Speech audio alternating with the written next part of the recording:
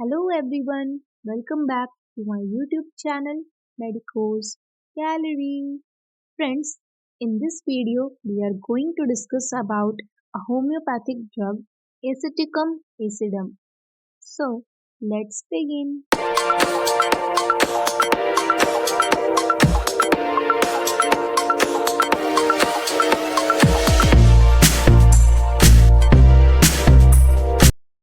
Aceticum acidum. The common name is glacial acetic acid. तो constitution देखें इसका. Adapted to pale, lean persons with lax flabby muscles.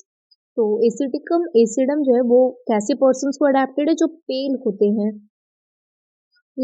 जिनका चेहरा फीका होता है, जो दुबले से होते हैं, जिनका मसल्स कैसा होता है, लैक्स एंड फ्लैवी, मतलब लूज होता है, सॉफ्ट मसल्स होता है. फेस पेल एंड वैक्सी, चेहरा इनका कैसा होगा तो फीका सा होगा, पीलापन होगा चेहरे में, और वैक्सी मतलब साइन नहीं होगा, मोम जैसा होगा. ब्रैकेट में फेरममेट, फेरममेट में भी ऐसा ही होता है कि उनका भी फेस जो होता है वो थोड़ा फीका और मोम जैसा रहता है, मतलब साइन नहीं रहती है. Marasmus and other wasting disease of children, मतलब मैरास्मस, ये पिक्चर में देख सकते हैं, ये डिजीज जो है ये मैरास्मस है, इसमें प्रोटीन का कमी से होता है. तो मैरास्मस जो होता है ना बच्चों में, उसमें ये एसिटिकम एसिड जो है इसमें सूट करता है उस डिजीज में.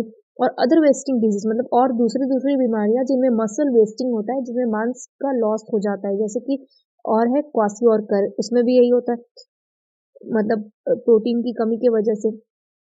तो वो सब में एसिटिक एसिड काम करता है. ब्रैकेट में एब्रोटेनम, आयोडम, सैनिकुला, ट्यूबरक्यूलिनम, ये सारे जो ड्रग्स है इन ये भी जो होता है ना, ये मेरास्मस और वेस्टिंग डिजीजेस इनमें सूट करता है.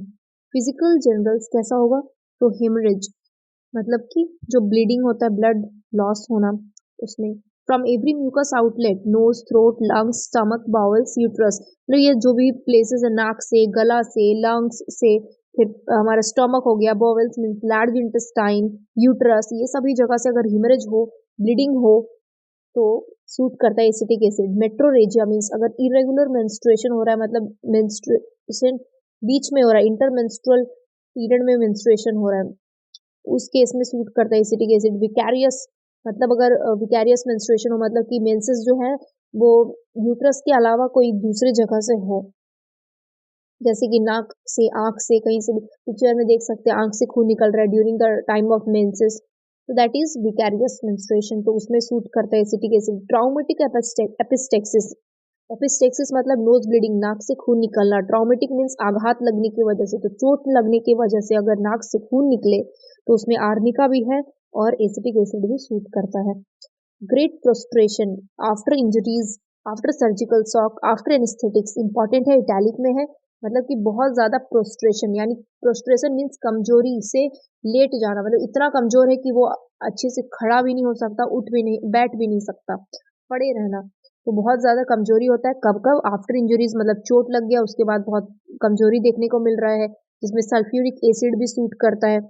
आफ्टर सर्जिकल शॉक, सर्जरी के बाद अगर शॉक लगा है तो उसके मतलब सर्जरी की वजह से जो शॉक हो उसमें. आफ्टर एनेस्थेटिक्स, एनेस्थीसिया देने के बाद से उसमें कमजोरी अगर देखने को मिल रहा है कि वो उठ नहीं पा रहा है, लेटा ही है, तो वो सब में सूट करता है एसिटिक एसिड. थर्स्ट कैसा होगा, बहुत इंपॉर्टेंट है, intense burning and insatiable even for large quantities. तो मतलब थर्स्ट इंटेंस, बहुत ज्यादा जो है प्यास होगा, जलन वाला प्यास होगा.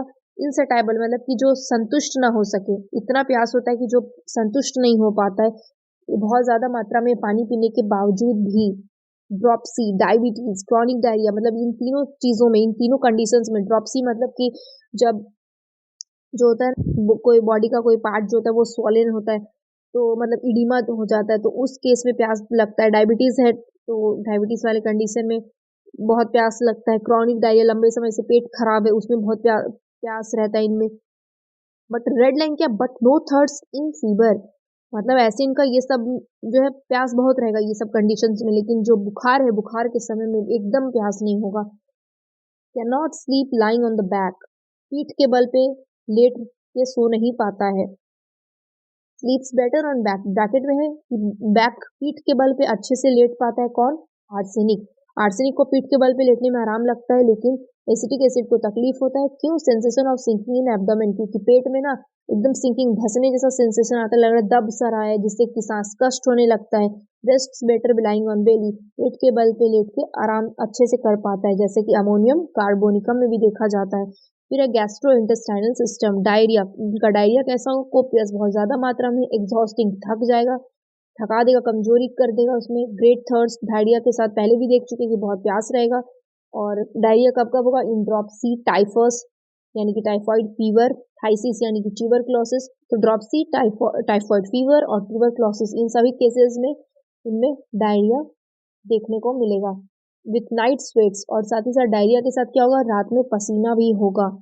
फीमेल रिप्रोडक्टिव सिस्टम, सार belching and vomiting of pregnancy, यानी कि प्रेगनेंसी के वक्त में जो खट्टा सा डकार आता है ना, और उल्टी जो होता है, जी मिचलाता है, उल्टी होता है, तो वो सब कंडीशंस में शूट करता है acetic acid. Burning water brush and profuse salivation day and night, मतलब मुंह में गर्म पानी, मुंह में जो तीता सा पानी आ जाता है जलन जैसा, वो अगर हो, and profuse salivation day and night, दिन रात बहुत ज्यादा मुंह में थूक आए, उस केस में सूट करता है। लैक्टिक एसिड भी सूट करता है। सलाइवेशन एग्रावेशन एट नाइट, अगर ये मतलब इनका जो सलाइवेशन है वो दिन रात होता है, लेकिन अगर सलाइवेशन केवल थूक जो है वो रात के टाइम में ज्यादा हो मुंह में, तो मर्क्यूरी सूट करता है।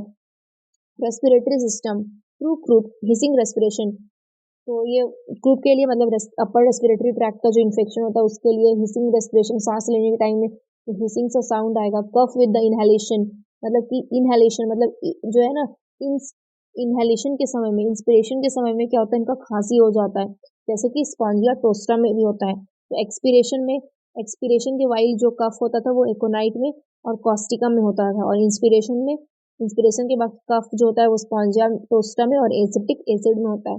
लास्ट स्टेजेस, लास्ट स्टेज में ये सूट करता है। Inhalation of vapour of cider, inhalation of vapour of cider vinegar has been successfully used in croup and malignant diphtheria. तो ये बोल रहा है ये दो कंडीशन है, क्रूप और मैलिग्नेंट डिप्थीरिया, इनमें सीडर विनेगर यानी कि एसिटिक एसिड का जो वेपर है ना, उसको सूंघा के अच्छा काम देखा गया है कि उसको सूंघने से, उसका भाप लेने से अच्छा काम करता है। फीवर कैसा होगा? तो हेक्टिक फीवर होगा। स्किन ड्राई एंड हॉट, बुखार के समय में स्किन जो होगा एकोनाइट के तरह ही एकदम सूखा और गर्म होगा। हेक्टिक फीवर मतलब कि जिसका टेम्परेचर कांस्टेंट नहीं रहता है, चेंज होते रहता है, ऊपर नीचे होते रहता है। रेड स्पॉट ऑन लेफ्ट चीक, बुखार के समय में जो उनका लेफ्ट साइड का चीक होगा उसमें लाल लाल धब्बा होगा। एंड ड्रेंचिंग नाइट स्वेट्स, और रात के समय में बहुत ज्यादा पसीना से भीग जाएगा। नो थर्स्ट इन फीवर, जैसा कि पहले भी बोल चुके कि फीवर के समय में नो थर्स्ट। रिलेशन क्या? इट एंटीडोट्स एनेस्थेटिक वेपर्स, मतलब जो एनेस्थीसिया वाला जो भाप होता है ना, जो बेहोश करने के लिए देते हैं, तो एनेस्थेटिक वेपर्स से को एंटीडोट काटता है उसको। और क्या है? Fumes of charcoal and gas, charcoal का जो धुआं होता है, लकड़ी का, कोयला का जो धुआं है, गैस है, वो सबको भी ये एंटीडोट करता है, ओपियम को भी और स्ट्रामोनियम को भी एंटीडोट करता है। रेड लाइन सिम्टम है cedar vinegar antidotes carbolic acid, ये जो एसिटिक एसिड है कार्बोलिक एसिड को भी एंटीडोट करता है। फॉलोज वेल आफ्टर सिंकोना इन हिमरेज आफ्टर डिजिटालिस इन ड्रॉप्सी, यानी कि हिमरेज में सिंकोना दिए थे, काम नहीं कर रहा है ठीक से, तो फिर ये इसके बाद ये अच्छा काम करेगा। और ड्रॉपसी में डिजिटालिस के बाद एसिटिक एसिड अच्छा काम करेगा। It aggravates the symptoms of arnica, belladonna, lachesis, mercury, specially the headache from belladonna. तो ये कह रहा है कि जो आर्निका, बेलाडोना, लैकेसिस, मर्क्यूरी, इन सब के सिम्टम्स को बढ़ा देता है, स्पेशली बेलाडोना का जो हेडेक है उसको।